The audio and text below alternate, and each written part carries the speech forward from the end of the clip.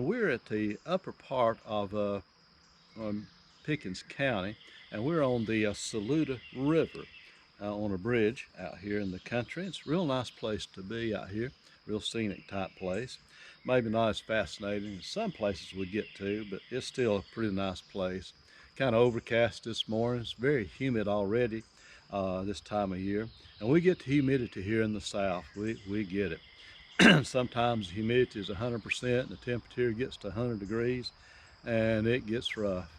Well, that's the blessing of living in the South, is good, warm, humid air. Today we want to pick up in chapter number 11 of the book of Romans. And I know in the previous 10 chapters I have not said everything that could be said. I know that some of you Bible scholars out there, you could certainly add to what I have said. This book is great. You never exhaust it. You never exhaust the Bible. But let's look in chapter 11 of the book of Romans. As I've said before, and it's very evident in the Bible, chapters 9, 10, and 11 in the book of Romans are what we call parenthetic. In other words, you might say they're in one big parenthesis. Paul, in his teachings right here to us and his revelation to us, it's like he stops and spends 3 chapters dealing on his own people, the children of Israel. And in this Bible, you hear so much about Israel when you hear the Bible taught. And there's so many reasons for that. It was given to them. They gave it to us through the hands of the prophets and the apostles and the other writers of the Bible, as Moses, all Jewish people who have received the scriptures, holy men of old, and then they have in turn written it down, which God has preserved for us to have, and we have it. And then much of the history of Israel is recorded in this book. The greatest history book that they've got is the Bible. And also, the Bible has so much to do with Jewish people and the history of Israel because of the prophets. What they spake was ordained. It was given to them from God. It was God's word. And that, too, when these New Testament writers reference the Old Testament writers, you can see how that it interlocks. And then words that were prophesied back, say, in the days of Moses, we look to see the circumstances of that and the surroundings that were going on at the time when Moses or Isaiah or Jeremiah may have made the prophecy that they made. And so it's very, very important to know something about Israel. When I went to Bible college, we had a course on the history of Israel. And it's so interrelated and it's so important that we know something about the history of Israel. And even in our day, we find that anything that happens in Israel, in the Middle East, is the focal point of our news.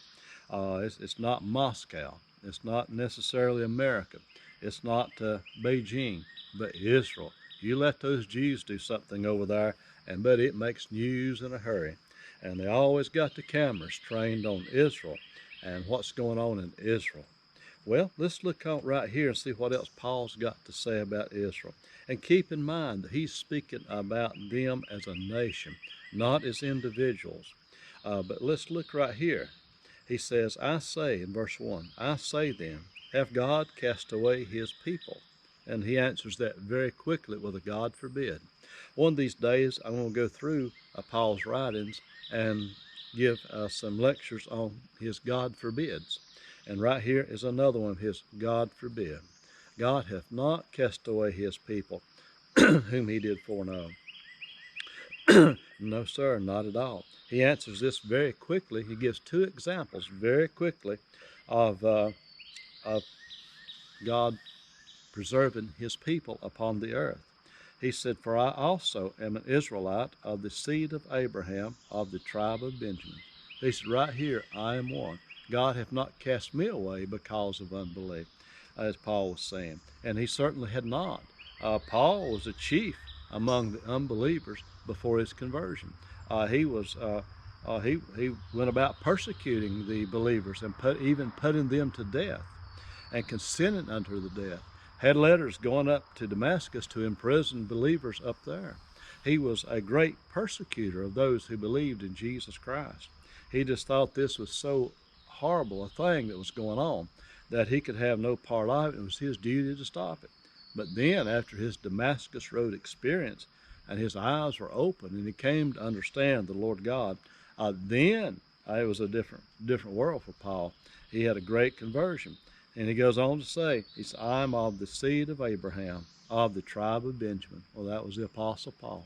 So right, right there was one person individually, Paul's own self, that he used his own self to demonstrate that God hath not cast away his people. And he has not.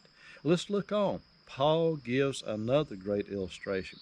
God hath not cast away his people which he foreknew. He makes that sentence with a period at the end of it. God has not done that. His people which he foreknew. And note, we've already, I believe, established how the predestination, election, justification, how it's all based upon God's foreknowledge. But right here, he again tells us this right here, that God foreknew his people, and he does. We're referring to the people of Israel right now and how God foreknew them. And then he goes on here with another question in the midst of verse 2. And notice what he says here. He says, what ye not that the Scripture saith of us, Elias, they make intercession to God against Israel, saying. Now this Elias right here is referring to Elijah. This is Elijah he's talking about. And it's spelled different and pronounced a little different because of the coming out of the Hebrew into the Greek from the Old Testament to the New. But he says, how he maketh intercession to God against Israel, saying. Now he's fixing right here to give a quote right out of the book of Kings in verse number 3 that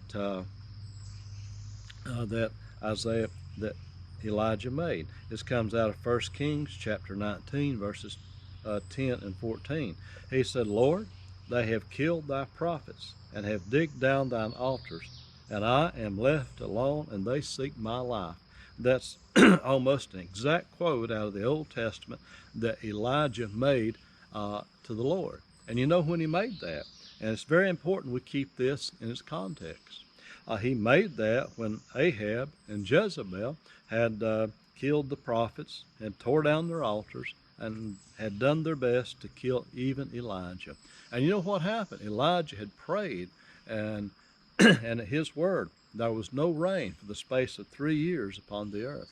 And during that time, Ahab and Jezebel, they were seeking to find Elijah because they knew what had happened. He had called upon God and asked for it. They knew this. They were wanting to kill him. And then you know what happened. There was this great showdown upon Mount Carmel at the end of that 3-year period. And when Elijah took and slew 400 and some prophets of Baal on that mountain that day, and how he called down fire from heaven, and the fire came down and consumed the sacrifice. Well, after that happened, you know what happened? Elijah took off and ran and hid by the brook Kidron. And he ran and he hid from Jezebel because she swore that he'd lose his head that day. And well, he took off. And then when the Lord came to visit him, he spoke to the Lord, making intercession against Israel. And he made this statement. I mean, things looked really, really bad in that particular period of time for Elijah. And you can imagine the stress and the load he had had on him for all those years. And then that great showdown up there on Mount Carmel. And I've been able to be right on top of Mount Carmel where that happened at. And it was a great experience to stand right there where the great prophet of old Elijah stood, and where he gave out and made fun of the prophets of Baal and said, maybe your God's asleep. Said, maybe you better go wake him up. Perhaps he's on a journey. And Elijah poked a lot of fun at him. And then when it was through, he called upon the Lord after they filled the altar and the trenches thereof and drowned it with water.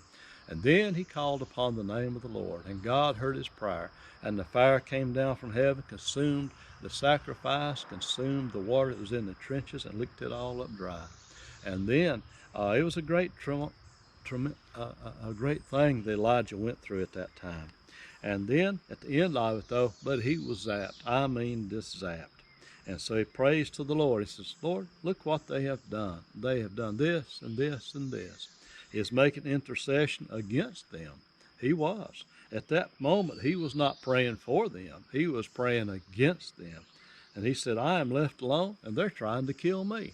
Well, I tell you what, it would have been an interesting fix to be in, wouldn't it, when they're all trying to kill you. Verse 4, but what saith the answer of God unto him? What did God say to him? Here we have the answer. I have reserved to myself 7,000 men who have not bowed the knee to the image of Baal. What about that? Even so then, at this present time also, there is a remnant according to the election of grace. Note this verse 4 right here. God said, I have reserved to myself 7,000 men have not bowed their knee to the image of Baal. What about that? You know what? They didn't kill them all, did they? No, sir. God had reserved them and had protected 7,000 men. Many had died, as sheep counted for the slaughter. Many had died during that time. It was a terrible time of death. But God did not allow them to touch all of his people. Not at all. No, sir. He did not allow them to touch 7,000 of his own personal men that had not bowed their knee to the image of Baal. The election, that the remnant according, that there would be a remnant according to the election of grace. Now again, we're dealing with God's sovereignty and God's ability to preserve his people. And he had done that very thing. He goes on, verse 6 to say, and if by grace, then it is no more of works. Otherwise, grace is no more grace. But if it be of works, then it is no more grace. Otherwise, work is no more work. Now notice what the Lord is saying right here. This is God's grace to spare those people.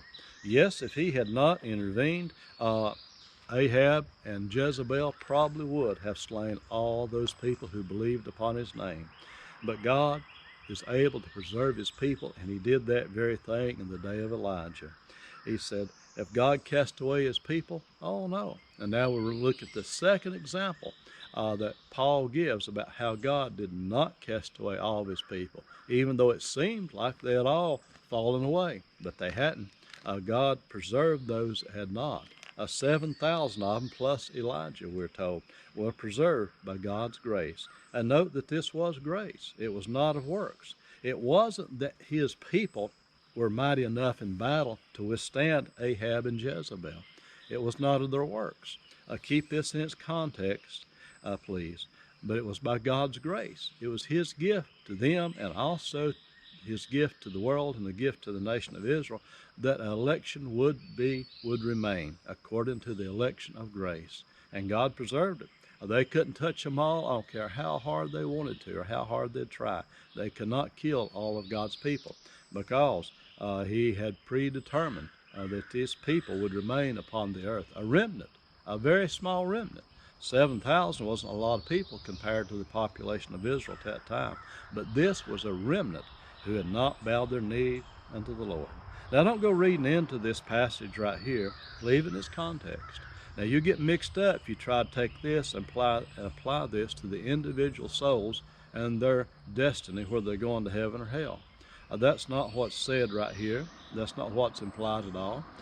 This is not what it teaches. Leave it where it's at. Don't take it out of its context. Don't try to make it say something that it's not saying. And don't try to apply this to souls going to heaven and souls going to hell. That's not what's being taught right here. We've already read and studied back in chapter 10 that the Lord said, and whosoever shall call upon the name of the Lord shall be saved.